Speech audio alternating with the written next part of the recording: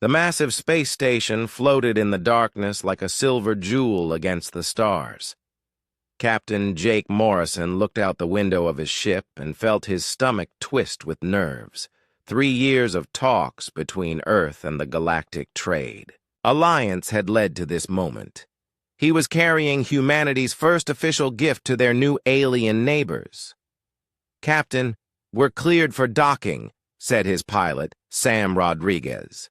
The young man's hands moved over the controls with practiced ease, but Jake could see the tension in his shoulders. Jake nodded and picked up the special container from the seat beside him. It looked like a fancy fish tank made of some kind of clear crystal. Inside, green plants swayed gently in the artificial air currents. To Jake, they looked peaceful and beautiful. To the aliens waiting for him, they probably looked like weeds. The docking went smoothly. Jake stepped off his ship carrying the terrarium and found himself face to face with Ambassador Veltar of the Catharan Empire.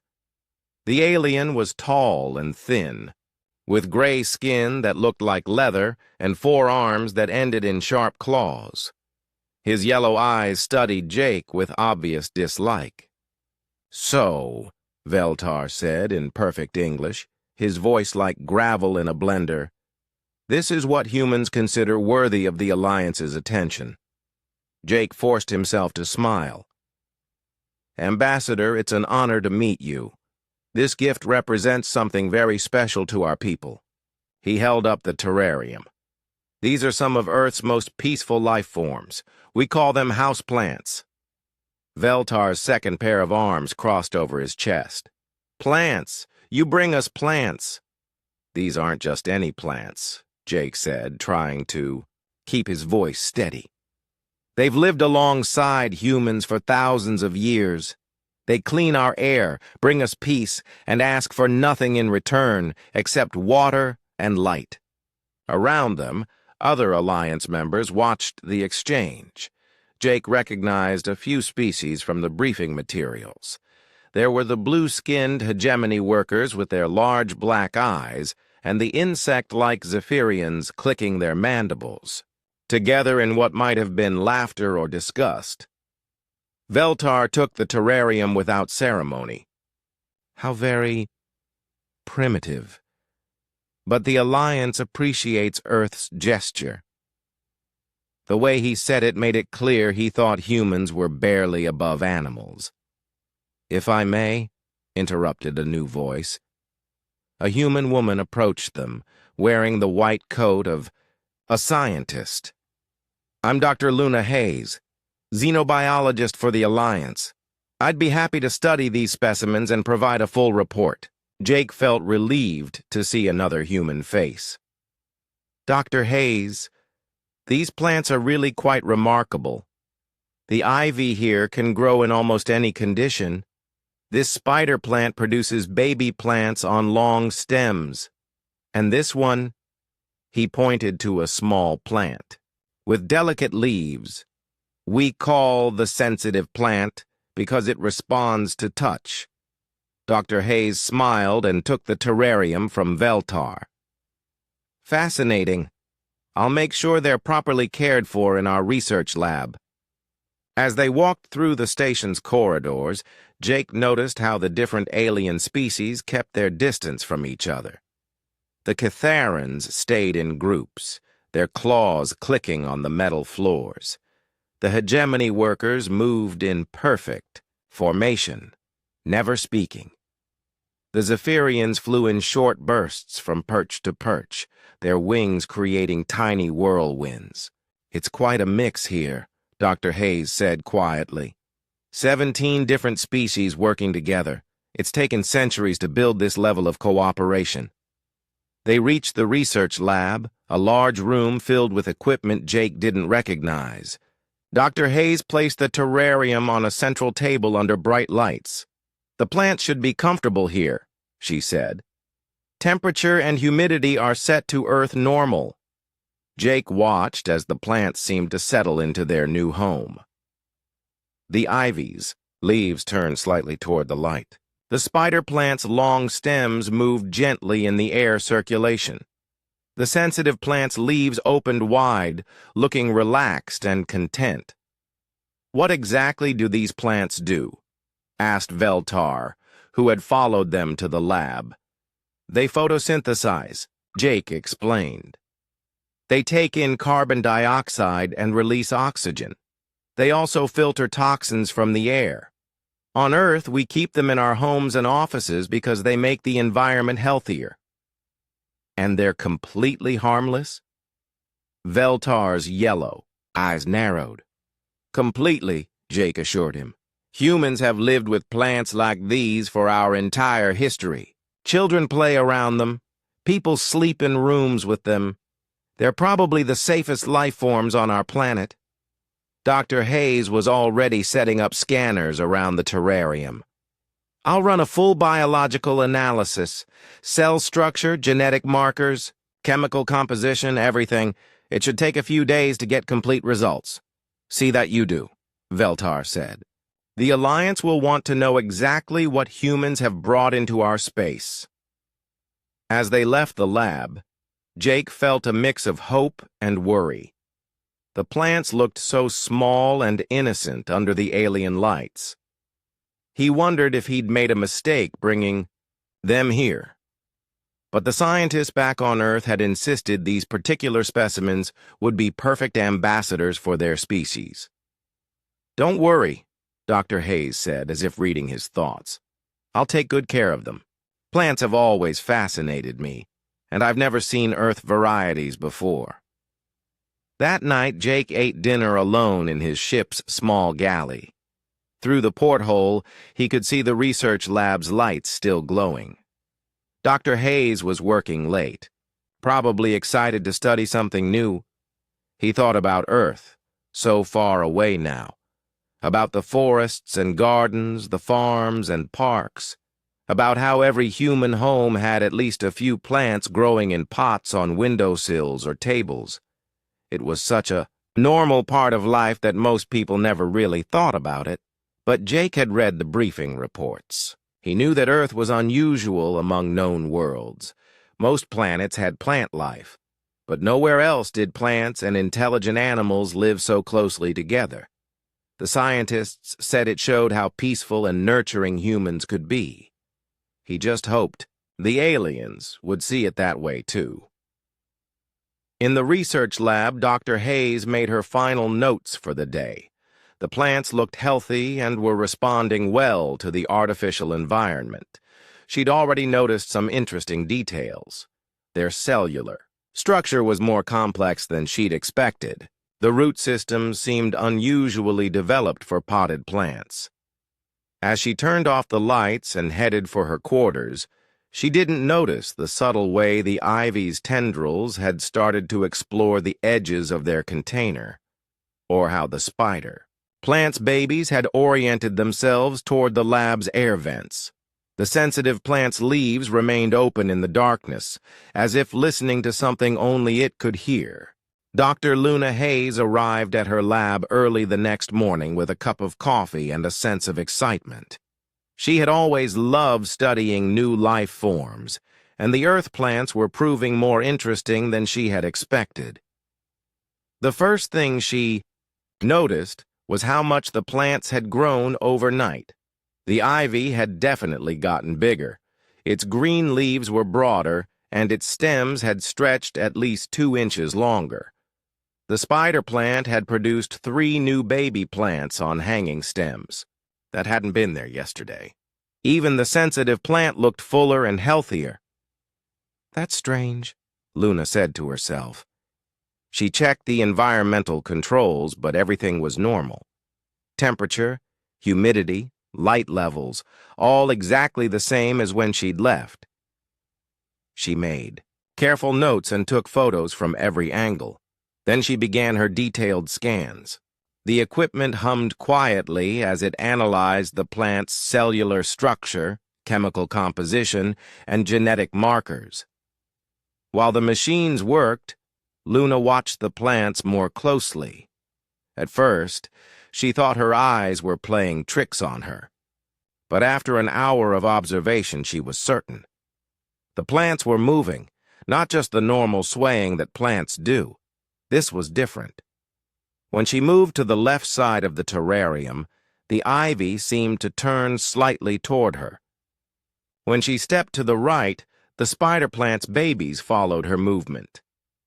"Phototropism," she said aloud, trying to convince herself. "They're just following the light source." But she wasn't carrying a light. The lab's illumination came from panels in the ceiling that covered the whole room evenly. Luna decided to test something. She stood perfectly still in front of the terrarium for 10 minutes. The plants faced her directly. Then she moved slowly to a position behind them. Over the next 15 minutes, she watched as the ivy gradually turned around to face her new position. Plants didn't behave that way. At least no plants she'd ever studied did. She was so focused on her observations that she almost missed Dr. Cole Turner entering the lab. Her supervisor was a tall man with graying hair who had been studying alien biology for 20 years. "How are our Earth specimens doing?" he asked, looking over her shoulder at the terrarium. "They're growing faster than expected," Luna said. "And Dr. Turner, I think they might be responding to my presence in unusual ways." Dr. Turner raised an eyebrow. "What do you mean?" Luna explained what she had observed. As she talked, she noticed something that made her pause. The sensitive plant, which had been relaxed and open all morning, slowly began to close its leaves. By the time she finished speaking, the plant looked like it was trying to hide. "Interesting," Dr. Turner said, but his tone suggested he wasn't really interested at all. "Plants do respond to vibrations and changes in their environment. You've been moving around, talking, running equipment. It's probably just reacting to the disturbance." "But the timing seems too precise," Luna insisted. "And look at the sensitive plant now. It's completely closed up." Dr. Turner glanced at the plant. "Mimosa pudica, if I remember my earth botany. They close when disturbed. You've been poking and prodding all morning." Luna wanted to argue, but she couldn't prove anything yet. "I'll keep monitoring them," she said. "Good. Just remember, we're looking for scientific data, not mysteries that aren't there." After Dr. Turner left, Luna noticed the sensitive plant's leaves slowly opening again. She made a note about the timing. Over the next few hours, other station personnel came by to look at the earth plants. The reaction was always the same. The ivy would lean slightly away from alien visitors. The spider plant would orient its babies toward the exit, and the sensitive plant would close up completely. When Captain Morrison stopped by in the afternoon, however, the plants behaved completely differently. They seemed to relax in his presence. The ivy actually leaned toward him, and the sensitive plant opened its leaves wider than Luna had seen all day. "They look happy," Jake said with a smile. "Just like they do back home." "Captain, can I ask you something?" Luna said. "Do you notice anything unusual about how the plants respond to different people?"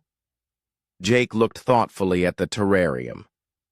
"Well, they do seem more comfortable around humans, but that makes sense, right? We've been living together for thousands of years." "What? Do you mean living together?" "On Earth, almost every human home has plants," Jake explained. "We grow them for food, for medicine, for clean air, just for beauty. My grandmother used to say that plants and people were partners. She claimed her plants would tell her when storms were coming or when the soil needed something different." Luna made more notes. "Did you believe her?" Jake laughed. "I thought she was just being sentimental. But now that I think about it, her plants were always healthier than anyone else's. And she never had problems with insects or plant diseases." That evening, Luna stayed late to run more tests. She wanted to check the plant's electrical activity, their chemical emissions, even their cellular metabolism rates. The results were puzzling. The plants showed much higher electrical activity than she expected. They were also releasing a complex mix of chemical compounds into the air. Some of these chemicals were familiar from Earth databases, but others were completely unknown. Around midnight, Luna was calibrating a new sensor when Zixalon entered the lab. The hegemony maintenance worker was tall and thin, with blue skin and large black eyes. He came in every night to clean the lab equipment. The moment Zixalon stepped through the doorway, every plant in the terrarium reacted. The ivy pulled back against the far wall of the container. The spider plant's babies curled up like they were trying to hide. The sensitive plant snapped shut so fast, Luna heard the leaves rustle. Zixalon stopped walking, his large eyes fixed on the terrarium with an expression Luna couldn't read. For a long moment, nobody moved. "Is everything normal, Dr. Hayes?" Zixalon asked. His voice was higher than usual. "Yes, everything's fine," Luna said, but she wasn't sure it was true. Zixalon continued his cleaning routine, but Luna noticed he gave the plant terrarium a wide circle. He kept glancing at it nervously, and once she saw him shudder for no apparent reason. After he left, the plants slowly relaxed again. But Luna couldn't shake the feeling that she had witnessed something important. She made detailed notes about the encounter and decided to start monitoring the plants around the clock. Whatever was happening here, it was more than simple phototropism or normal plant behavior. As she gathered her things to leave, Luna took one last look at the terrarium. In the dim emergency lighting, the plants looked almost like they were sleeping, but she had the strange impression that they were also listening, waiting for something she couldn't understand. The sensitive plant's leaves were barely open, just enough to sense what was happening around it. Luna wondered what a plant might be afraid of, and why that should matter to anyone. She didn't know that her questions would soon have terrifying answers. The screaming started at 0347 hours during the station's night cycle. Luna woke up in her quarters to the sound of alarms and something else that made her blood run cold. Someone was screaming, but it wasn't normal screaming. It was a high-pitched, continuous wail that seemed to go on forever without stopping for breath. She threw on her clothes and ran toward the source of the sound. Other people were doing the same, stumbling through the corridors in their sleep clothes, all heading toward the research section. The screaming was coming from her lab. Security officers were already there when Luna arrived. Through the lab's window, she could see Zixalon, the hegemony maintenance worker. He was standing in the middle of the room, his back arched, his mouth open impossibly wide. The sound coming from him didn't seem like anything a living creature should be able to make. "How long has he been like this?" Luna asked Chief Security Officer Brad Williams. "We found him about 10 minutes ago," Brad said. His usually calm face was pale and worried. "He won't respond to anything we say or do." Luna looked past Zixalon to the plant terrarium. All three plants had grown even more overnight. The ivy now covered most of one side of the container, its leaves pressed against the transparent walls. The spider plant had produced so many babies that they hung like a green curtain. The sensitive plant was completely closed, its leaves folded tight. "We need to get him out of there," Luna said. "We tried," Brad replied. "Watch this." He spoke into his radio. "Jenkins, try to approach him again." One of the security officers near the lab door took a step toward Zixalon. The moment he got within about 10 feet of the screaming alien, the officer stopped and backed away quickly. "I can't," Jenkins said over the radio. There's something wrong in there. Just being close to him makes me feel sick and scared." Luna studied the scene more carefully. Zixalan's eyes had rolled back until only the whites showed. His arms hung at his sides, but his fingers were moving constantly, like he was trying to grasp something that wasn't there. "What are his vital signs?" she asked. Dr. Kate Morgan, the station's medical officer, checked her scanner. "Heart rate is through the roof. Brain activity is off the charts. But there's no sign of physical injury or poison. It's like something is attacking his nervous system directly." More station personnel had gathered in the corridor. Luna noticed that all the humans looked worried but otherwise normal. The alien species, however, were acting strangely. The other hegemony workers stayed far back, their large eyes wide with fear. The Kitharan maintenance crew had actually turned around and left. Even the usually brave Zephyrians were keeping their distance. "Has anyone else been in the lab tonight?" Luna asked.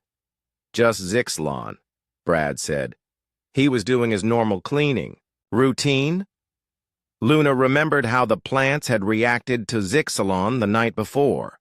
How they had pulled away from him, closed up, acted like they were hiding or protecting themselves. "I need to get in there," she said. "Absolutely not." Dr. Turner appeared beside her, looking angry and frightened.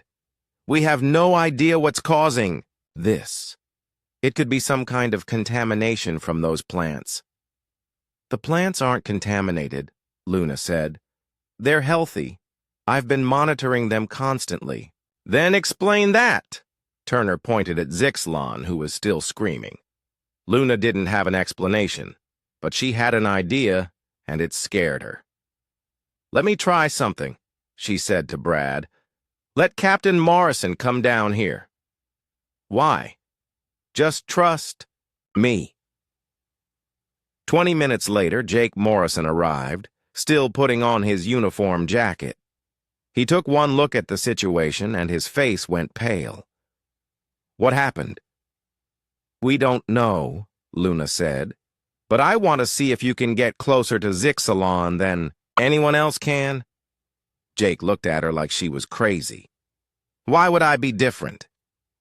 "Because you're human, and the plants react differently to humans." Jake studied the screaming alien through the window. Then he looked at the plant terrarium. "You think this is connected to the plants?" "I think the plants are protecting themselves," Luna said. "And maybe protecting humans too." Jake took a deep breath and walked to the lab door. The security officers tried to stop him, but he waved them off. "If Dr. Hayes is right, I should be safe," he said. "And if she's wrong, at least we'll know." He stepped into the lab. Nothing happened to him. He walked slowly toward Zixalan, getting closer than anyone else had been able to manage. When he was about 5 feet away, he stopped.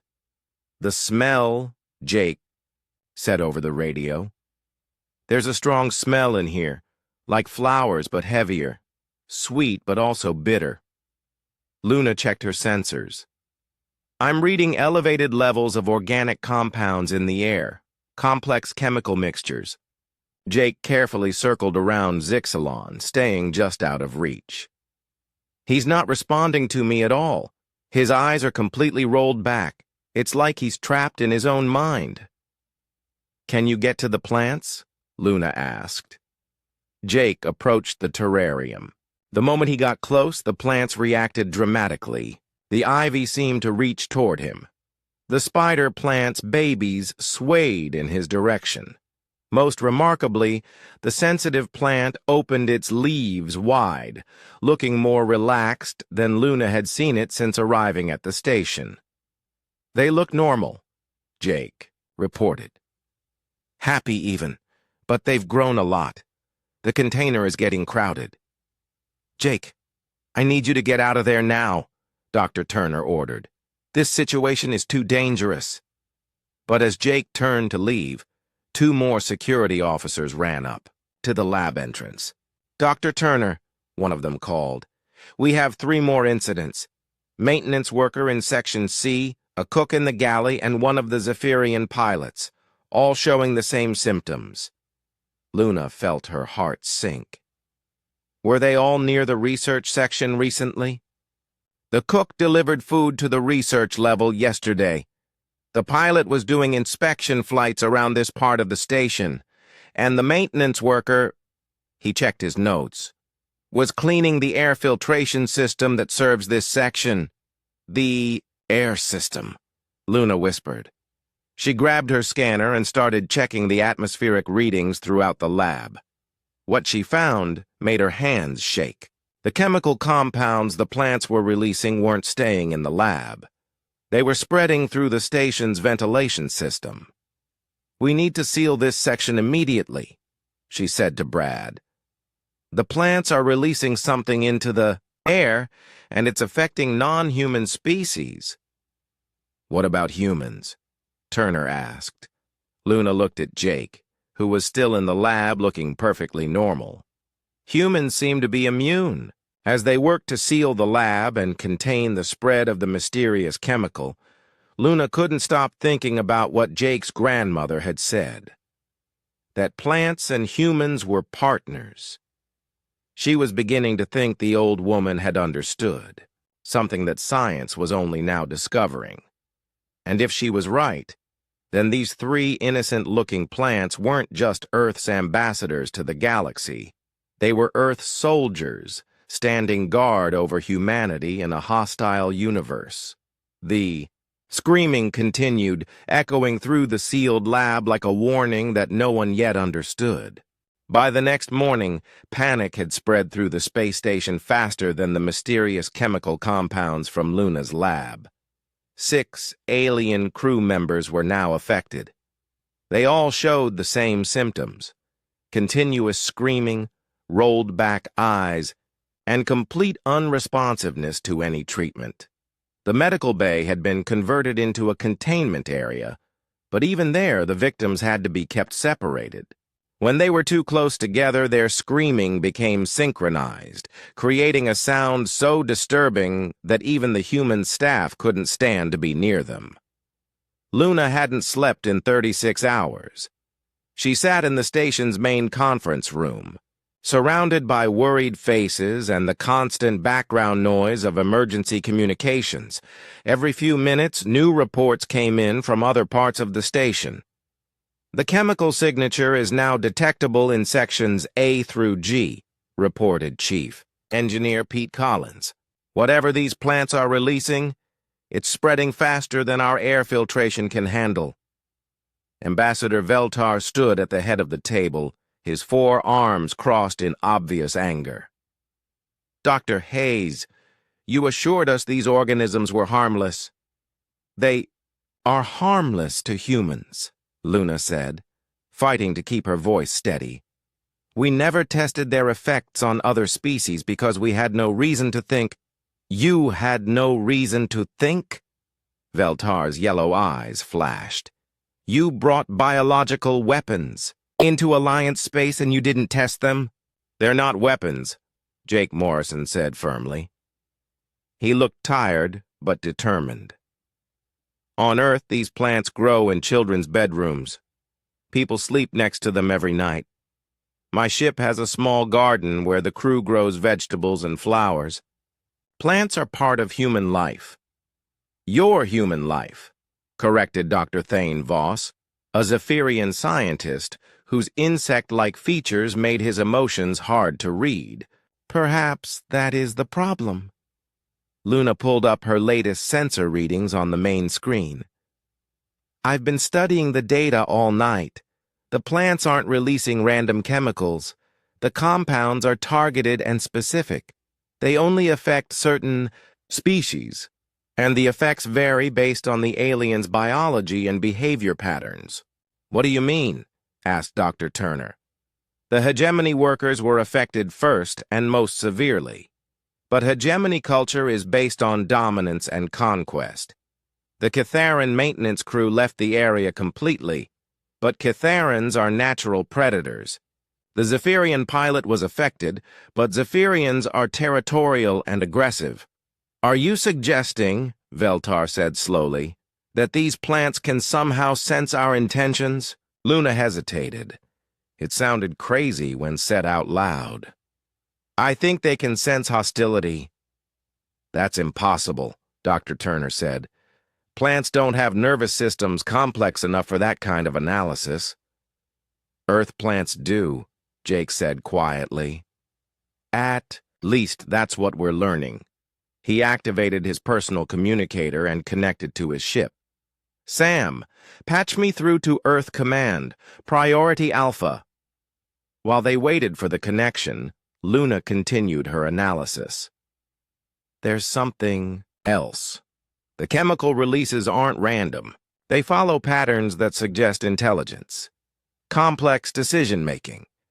The main screen flickered and showed a familiar office back on Earth. Dr. Nathan Cross appeared, looking grim. He was the head of Earth's Xenobiology division and had personally selected the plants for the diplomatic mission.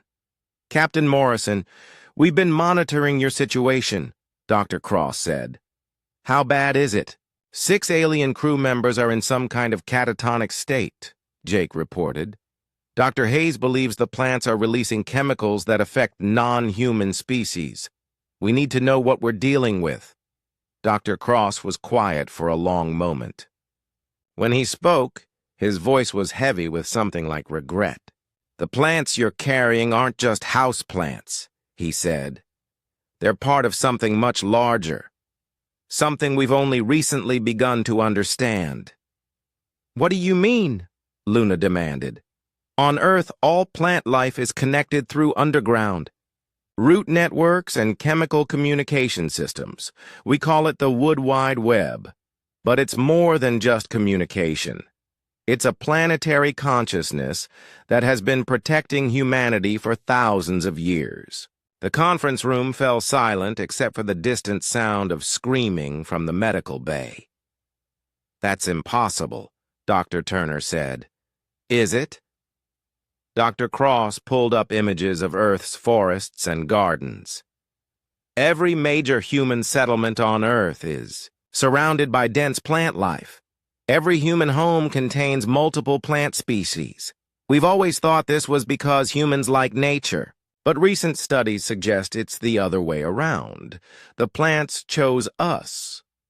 Veltar's claws scraped against the table. You're saying that plants on your world are intelligent? Collectively, yes. They form a network that spans continents. And that network has been studying other species for a very long time. When we started making contact with alien civilizations, the plants began preparing for this moment. Luna felt a chill run down her spine. The specimens we brought aren't just Earth plants, they're scouts. Extensions of Earth's defense network, Dr. Cross confirmed. They're designed to protect humans by identifying and neutralizing threats. We're not threats, Veltar protested. Aren't you? Jake asked. How many times in the past 3 years have Alliance members suggested that humans aren't ready for galactic civilization? How many times have you debated whether we should be granted membership or kept as a protected species? Veltar's silence was answer enough. Dr. Cross continued his explanation. The plants can read chemical signatures, electrical patterns, even quantum fluctuations in living beings. They know when someone means harm to humans, even if that person doesn't fully realize it themselves. So they're attacking anyone who might be hostile to humanity? Luna asked. They're defending, Dr. Cross corrected. The affected individuals aren't being hurt. They're being discouraged. Chief Collins spoke up from his position at the engineering station.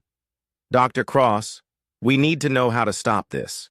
The chemical contamination is spreading throughout the A station. You can't stop it, Dr. Cross said. The plants are now part of the station's ecosystem. They've sent root fibers through your air system, your water recycling, probably even your computer networks. They're claiming the station as human territory. That's an act of war, Veltar snarled. No, Jake said. It's an act of protection. The plants aren't trying to hurt anyone. They're trying to keep humans safe. By driving everyone else insane. By making sure that anyone who stays around humans isn't planning to hurt them. Luna looked at her readings again.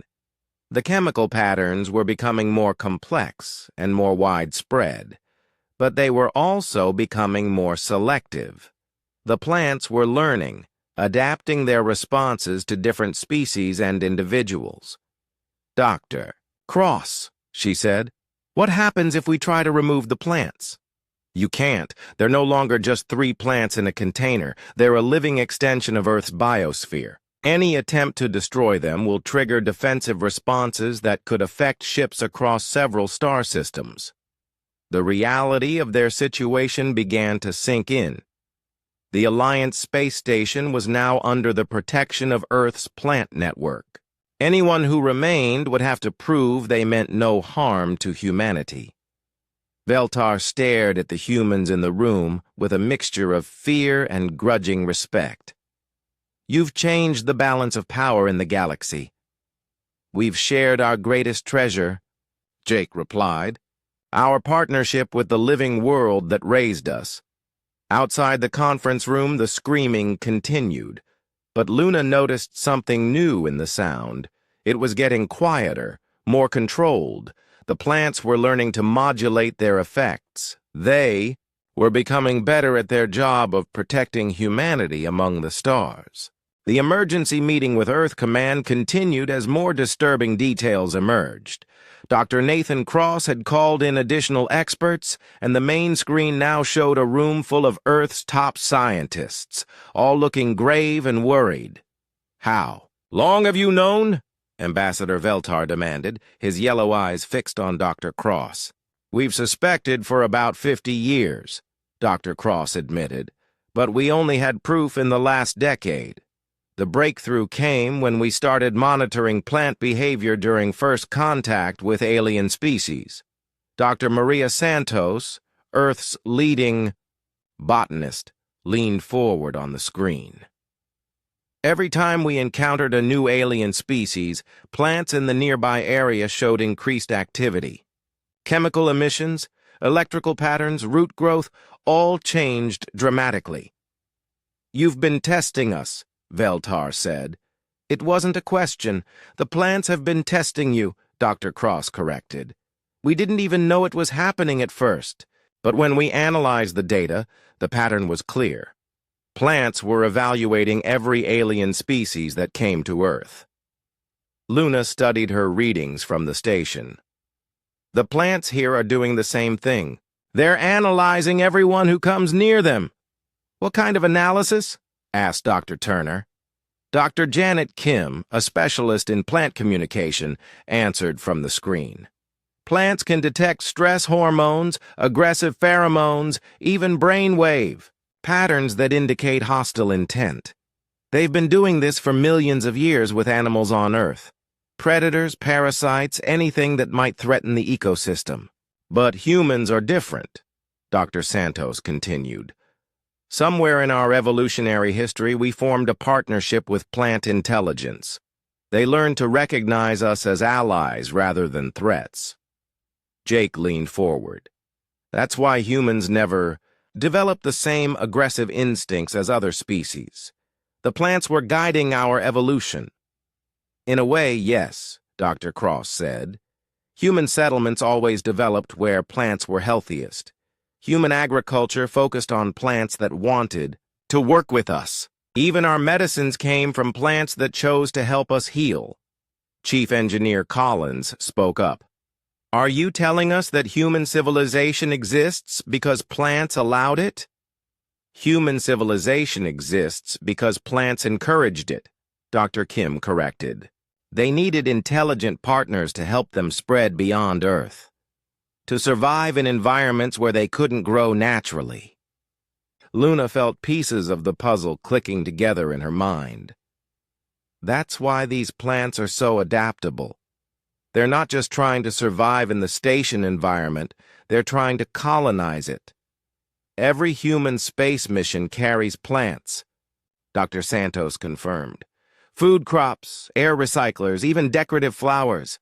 We thought it was for psychological comfort, but the plants were establishing footholds in space. And now they're establishing territorial claims, Veltar said. Dr. Cross nodded grimly. The plants see this station as a potential threat to humans. They're doing what they've always done, making the environment safe for their partners. By driving everyone else away, Dr. Turner said. By screening for hostile intent, Dr. Kim corrected. The affected individuals all showed signs of aggressive or predatory behavior patterns. The plants are simply removing threats. Luna checked her latest readings. The chemical concentrations are stabilizing. The plants aren't trying to contaminate the entire station anymore. They're creating zones, safe areas for humans, restricted areas for others. What about aliens who aren't hostile? Asked Brad Williams. Dr. Cross consulted his notes. The plants should be able to distinguish between different threat levels. Species or individuals that show no aggressive intent toward humans should be unaffected. Should be? Veltar's voice was dangerous. We're still learning, Dr. Cross admitted. This is the first time Earth plants have encountered this many alien species in a confined space. They're adapting their responses in real time. Jake stood up and walked to the window overlooking the lab. The plants had grown even more overnight. The terrarium was now completely filled with green growth, and tendrils were beginning to emerge from the container itself. How long before they take over the entire station? He asked. They don't want to take over, Dr. Santos said. They want to coexist, but on their terms. Luna joined Jake at the window. Look at the growth patterns. They're not random. The ivy is growing toward the air circulation system. The spider plant babies are positioning themselves near communication networks. The sensitive plant is orienting toward the station's computer core. They're integrating with our technology, Chief Collins realized. Plant intelligence has always been about networks, Dr. Kim explained. Root systems, chemical signals, electrical communication. Your station's computer and communication networks probably look like familiar territory to them. Dr. Turner looked horrified. They could take control of the entire station. They could, Dr. Cross agreed. But they won't. Their goal isn't control. It's protection. Veltar's claws scraped the table again. Protection for humans. What about everyone else? That depends on everyone else, Jake said. The plants will accept anyone who accepts humans as equals and partners. And if we don't? Veltar asked. Dr. Cross's expression was grim. Then you'll find it very difficult to operate in any space that contains Earth plants, which at this point includes most human settlements and ships. The implications were staggering. Luna realized that Earth hadn't just joined the galactic community. Earth had potentially taken control of it, using plant intelligence as a biological enforcement system. There's something else, Dr. Santos said. The plants you're dealing with are just a small sample. On Earth, we have forests that cover continents, ocean plants that span entire seas. If they decided humans were truly threatened, she didn't need to finish the sentence. Everyone understood. Earth's plant network could make life very difficult for any species it considered hostile to humanity. So what happens now? Brad asked.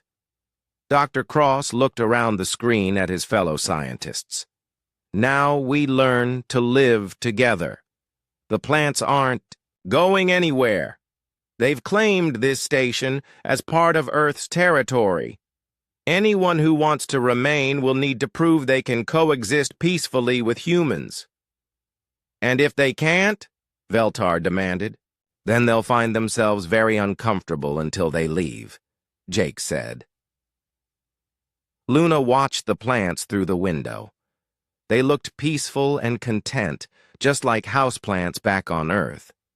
But she now understood what she was really looking at. This wasn't just Earth's gift to the galaxy. This was Earth's immigration policy, enforced by the oldest intelligence on the planet. The age of human vulnerability in space was over. The age of plant-protected humanity had begun.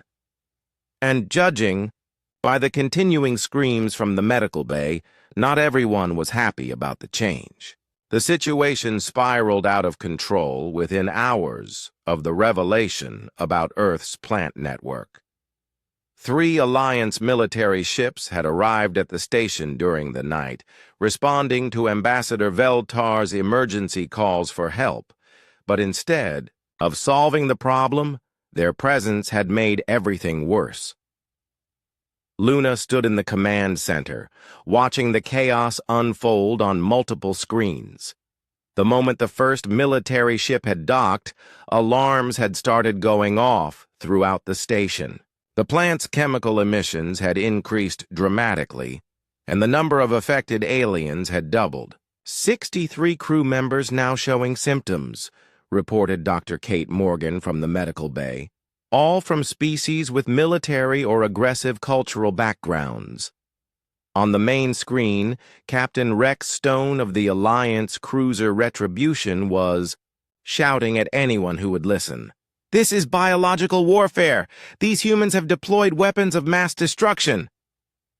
"Captain Stone," Jake Morrison said calmly, "the plants are responding to the threat your ships represent. If you withdraw to a safe distance, the situation will stabilize." "We're not withdrawing from anything, human." Stone's face was red with anger. "You've contaminated an Alliance facility with alien pathogens." Luna checked her sensors. "The plant activity is increasing exponentially. They're detecting hundreds of armed soldiers on those ships." Through the lab window, she could see that the terrarium had finally burst open. Green growth now covered half the lab, with tendrils spreading through air vents and access panels. The sensitive plant had grown into a mass of leaves that pulsed with electrical activity. The spider plant was producing babies faster than Luna could count them.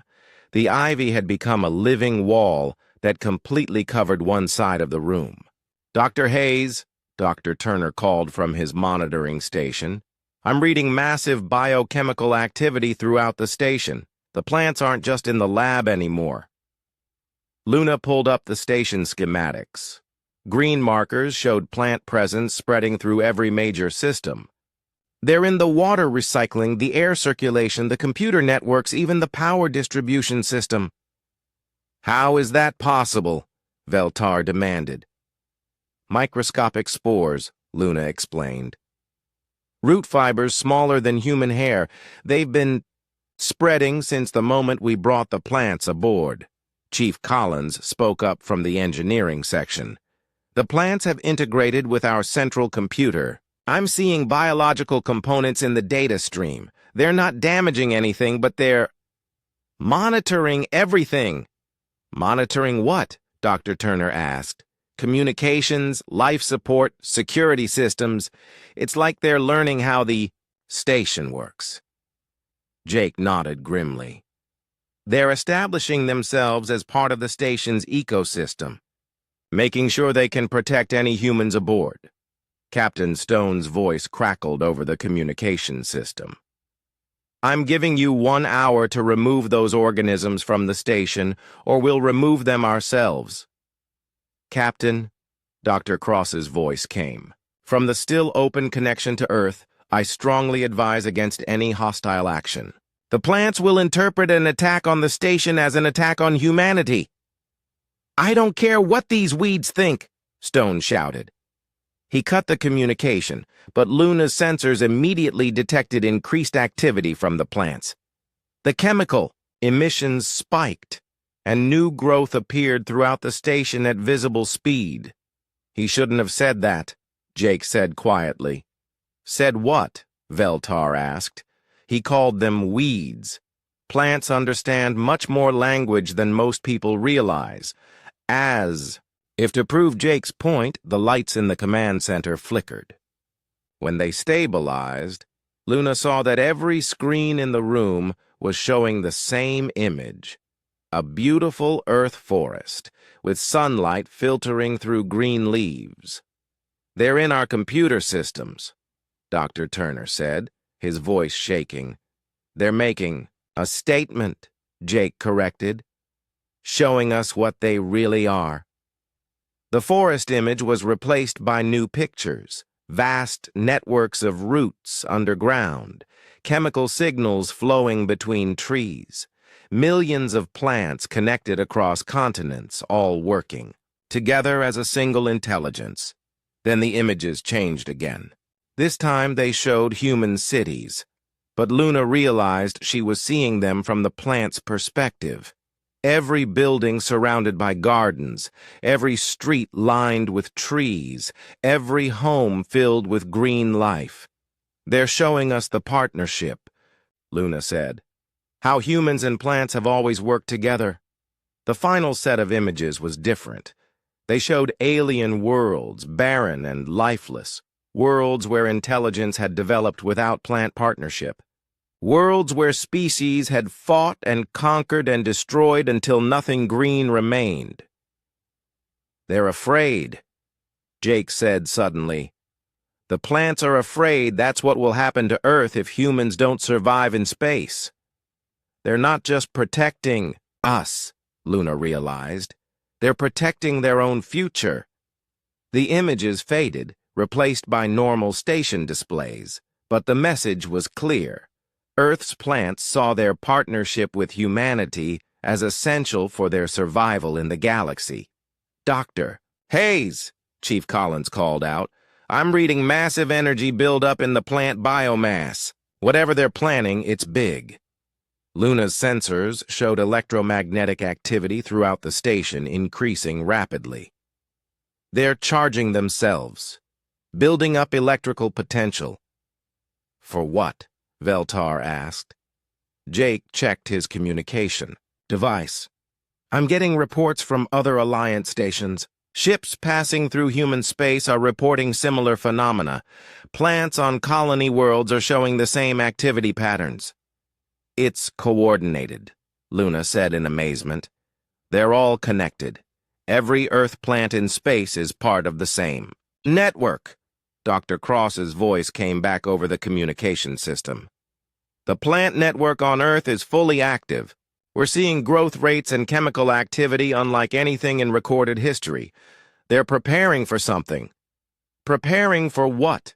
Dr. Turner demanded. "War," Jake said quietly.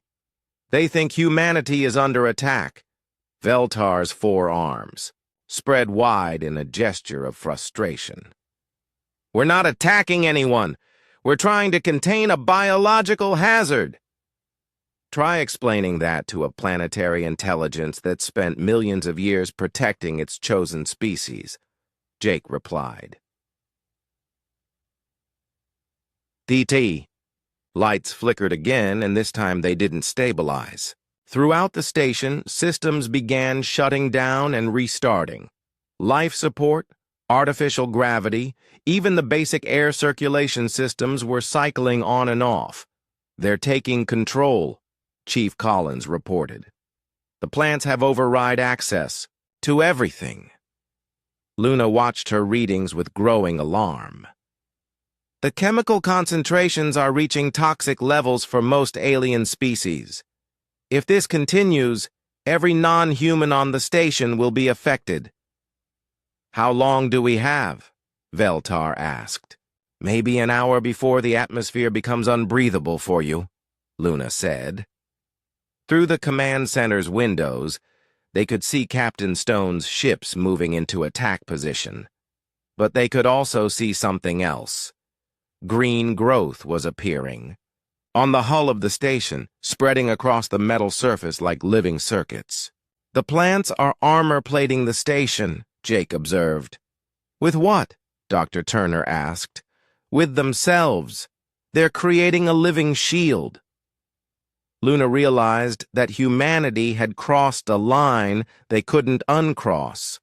Earth's plant intelligence had declared war on anyone who threatened their human partners, and in a galaxy full of species that had never learned to live in harmony with their own worlds, Earth's green guardians might just be unstoppable. The crisis reached its peak when Captain Stone's ships opened fire on the space station. Luna watched in horror as energy beams struck the station's hull, but instead of damaging the structure, the attack seemed to make the green growth spread faster.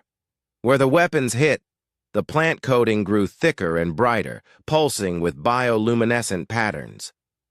"Shields at 100% and rising," Chief Collins reported, his voice filled with disbelief. "The plant layer is absorbing the energy and converting it into growth material." "That's impossible," Dr. Turner said. "Plants have been converting energy for billions of years," Jake pointed out. "They just usually use sunlight instead of weapons fire." On the communication screen, Captain Stone was screaming orders at his weapons officers. "Increase power! Full spread! Burn that infection off the hull!" But each new attack only made the plant armor stronger. Luna's sensors showed that the organic coating was now several feet thick in places, creating a living shell around the entire station. "Captain Stone," Jake called over the communication system, "you're making this worse. The plants interpret your attacks as confirmation that you're hostile to humanity." "I don't negotiate with biological weapons," Stone replied. "Then you're going to lose," Jake said simply. As if to prove his point, new alarms began sounding on the military ships.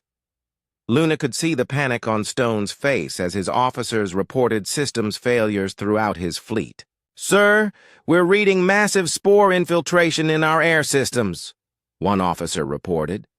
"Hull breach in Section 7, but there's no physical damage," called another. "Our computer systems are being invaded by some kind of biological virus," said a third. Luna checked her long-range sensors. The plant network has reached their ships. Microscopic spores traveled through space when they fired their weapons. "Impossible," Dr. Turner said. "Plants can't survive in vacuum."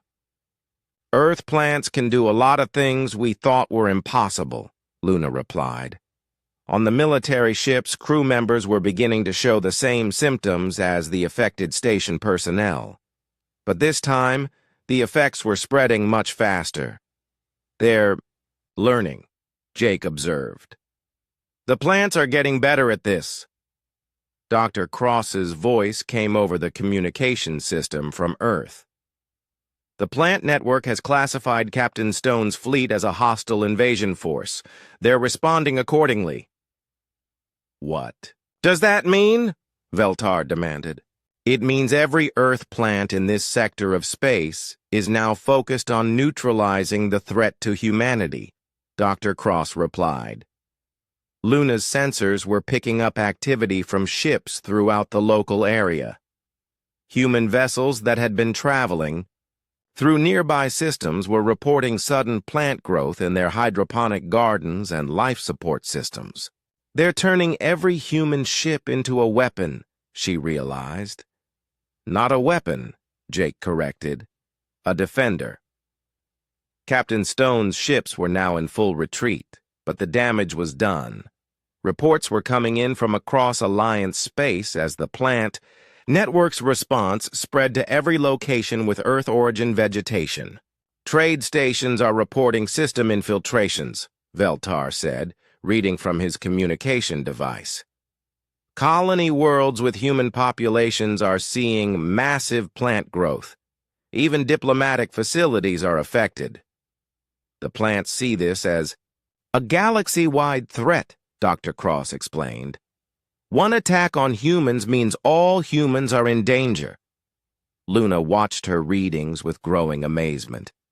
The plant network was operating at a level of coordination that should have been impossible. Organisms separated by light years were acting as a single entity.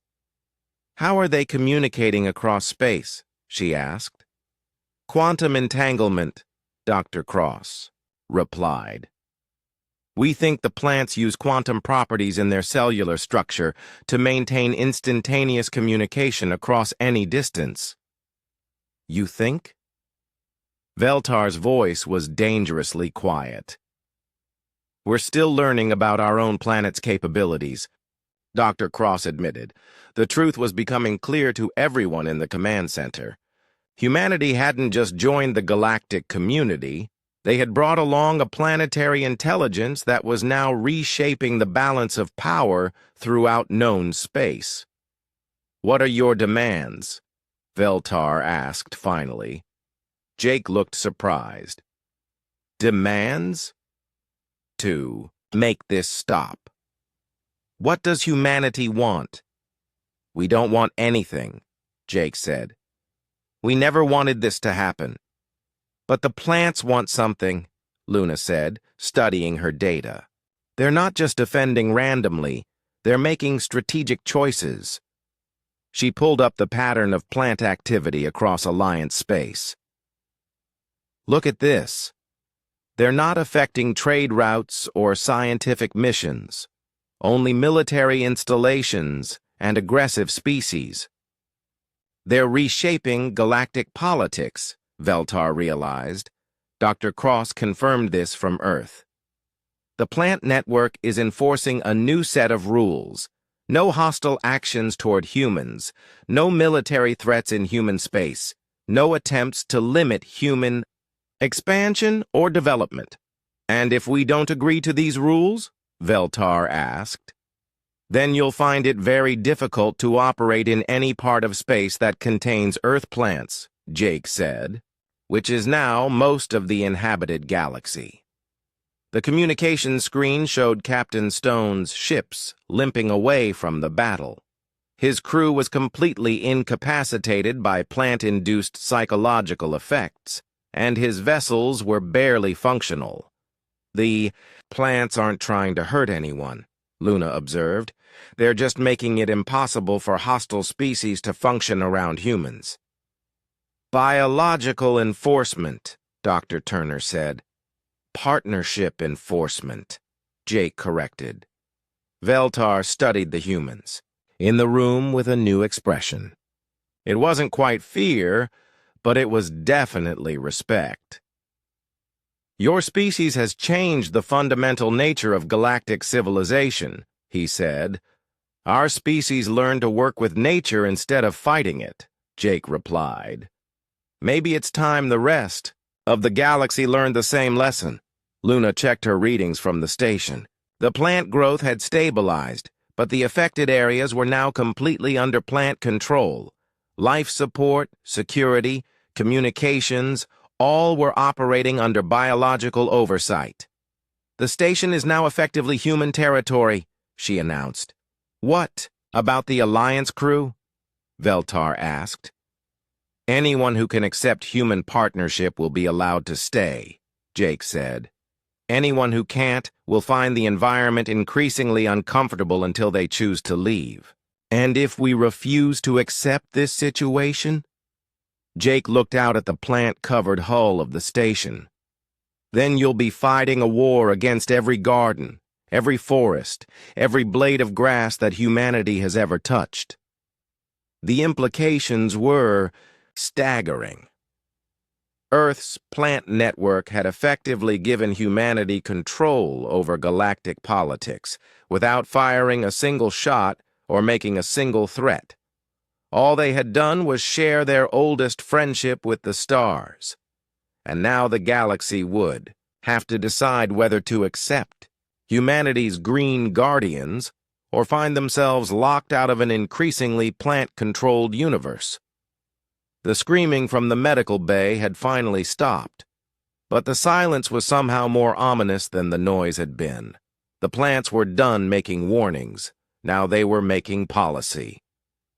3 months later, Luna Hayes stood in what had once been a research lab and was now something entirely different. The room had been transformed into a living embassy. The walls were covered with a tapestry of green growth, but it wasn't chaotic or wild. The plants had arranged themselves into beautiful patterns, creating natural artworks that seemed to shift and change as she watched. Bioluminescent flowers provided gentle lighting, while air-purifying vines maintained perfect atmospheric conditions. It was the most beautiful office she had ever seen. "Dr. Hayes," called a familiar voice. She turned to see Ambassador Lisa Grant, approaching, flanked by two alien delegates who looked nervous but determined. Lisa had arrived 6 weeks ago to become humanity's first official ambassador to the Alliance. She was a small, energetic woman who had adapted to the plant-controlled environment with remarkable ease. "Ambassador Grant," Luna said, "how did the negotiations go?" "Better than expected," Lisa replied with a smile. "The Hegemony Council has agreed to the new trade protocols, full human membership in the Alliance, with all associated benefits and responsibilities." The two alien delegates shifted uncomfortably. Luna recognized them as representatives from species that had initially opposed the new arrangement. "The screening process is working well," Lisa continued. "Only individuals who show genuine respect for human-plant partnership are able to remain on the station for extended periods." Luna nodded. The plant network had developed an incredibly sophisticated system for evaluating alien visitors. Those who came with peaceful intentions felt only a mild floral scent and perhaps a sense of calm. But anyone harboring hostile thoughts toward humanity quickly found themselves experiencing increasingly severe psychological pressure until they chose to leave. "What about the military situation?" Luna asked. "Captain Stone's fleet was the last serious challenge," Lisa said. "Word has spread throughout the galaxy that attacking humans results in immediate biological retaliation. Most species have decided that cooperation is preferable to conflict." One of the alien delegates, a tall Kitharan with intricate markings on his gray skin, stepped forward. "Dr. Hayes, my government wishes to formally apologize for our initial hostility. We request permission to establish a cultural exchange program with Earth." Luna smiled. "That's not my decision to make. But I think the plants would be happy to meet visitors who come in friendship." As if responding to her words, several flowering vines near the Kitharan began to glow with soft, welcoming colors. The alien's eyes widened in wonder.